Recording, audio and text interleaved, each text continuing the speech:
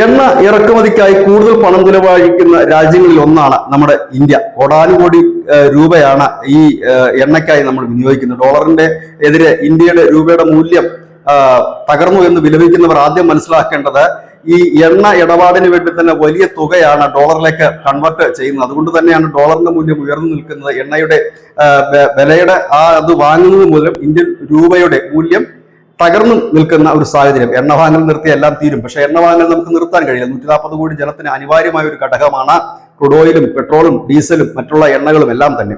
ഏതായാലും കാര്യത്തിലേക്ക് വരാം.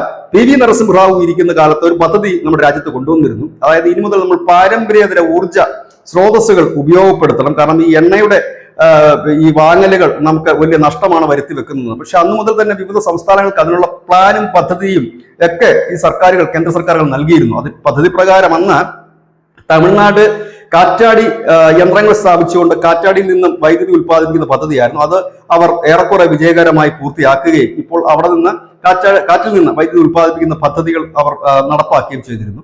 പിന്നീട് രാജസ്ഥാനിലും ഗുജറാത്തിലും അടക്കം സോളാറിൽ നിന്ന് സൗരോർജ പദ്ധതിയായിരുന്നു നൽകിയിരുന്നത്.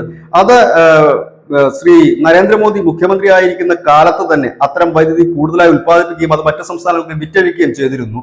നമുക്ക് ഇപ്പോഴും ഓർമ്മയുണ്ടാവും, കേരളത്തിൽ നരേന്ദ്രമോദി എത്തിയപ്പോൾ അദ്ദേഹം തിരുവനന്തപുരത്ത് പ്രസംഗിച്ചിരുന്നു. കേരളവും ഗുജറാത്തും ഒരുമിച്ചാണ് ഈ പദ്ധതി ആരംഭിച്ചത്. കേരളത്തിന്റെ പദ്ധതി എവിടെ എന്ന് അദ്ദേഹം ചോദിച്ചപ്പോൾ സദസ്സിൽ വലിയ ചിരിയായിരുന്നു. കാരണം കേരളം സോളാർ പദ്ധതി തുടങ്ങിയത് എവിടെ എന്ന് പ്രേക്ഷകർക്കും നന്നായി അറിയാം. അതിലേക്ക് നമ്മൾ പോകുന്നില്ല, ഈ കാര്യത്തിലേക്ക് വരാം.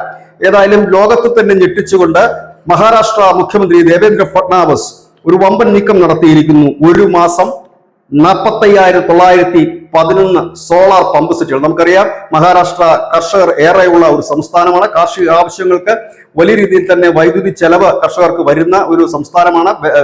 ജലത്തിന്റെ വലിയ പ്രശ്നമുള്ള സംസ്ഥാനമാണ്. അവിടെ ആധുനിക രീതിയിലുള്ള സോളാർ പമ്പുകളാണ് അദ്ദേഹം സ്ഥാപിച്ചിരിക്കുന്നത്. മഗൽ ഖ്യാല സൗർ ക്രൂഷ് പമ്പ് പദ്ധതി എന്നാണ് അദ്ദേഹം ഇതിന് പേരിട്ടിരിക്കുന്നത്. ഓരോ 56 സെക്കൻഡിലും ഒരു ഈ സോളാർ പമ്പ് ജല സേചനത്തിന് വേണ്ടിയിട്ട് ഈ സോളാർ പമ്പാണ് സ്ഥാപിച്ചിരിക്കുന്നത്. നിലവിൽ 7,33,000 സോളാർ പമ്പുകൾ സ്ഥാപിച്ചു കഴിഞ്ഞു. 10,45,000 സോളാർ പാനൽ എന്നൊരു വലിയ ടാർഗറ്റിലേക്കാണ് അത് പോകുന്നത്.